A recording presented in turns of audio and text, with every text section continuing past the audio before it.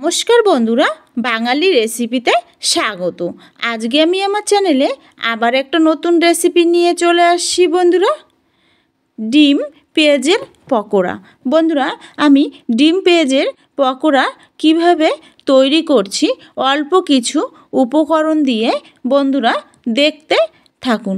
বন্ধুরা, আমি প্রথমে দুটো বড় পেঁয়াজ লম্বা করে কেটে একটা বাটিতে নিয়েছি।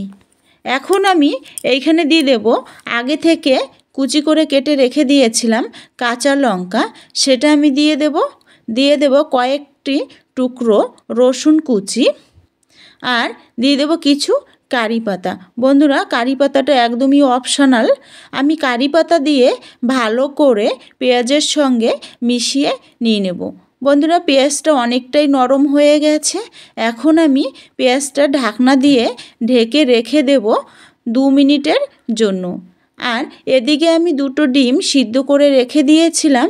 এখন আমি এই ডিমগুলো একদমই ঝুরি ঝুরি করে কেটে নিয়ে নেব।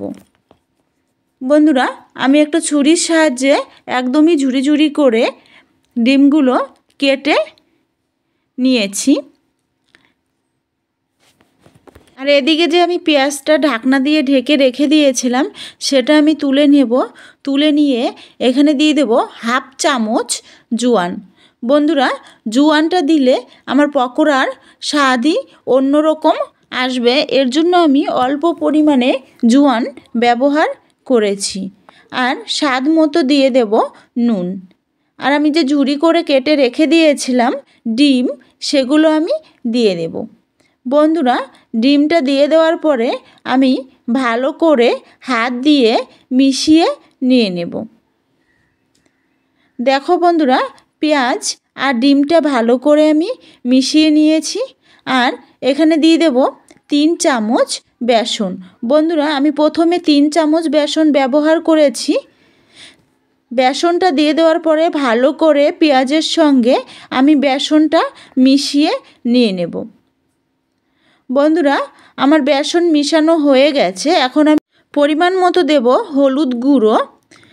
হলুদ গুঁড়ো দিয়ে দেওয়ার পরে ভালো করে মিশিয়ে নিয়ে নেব।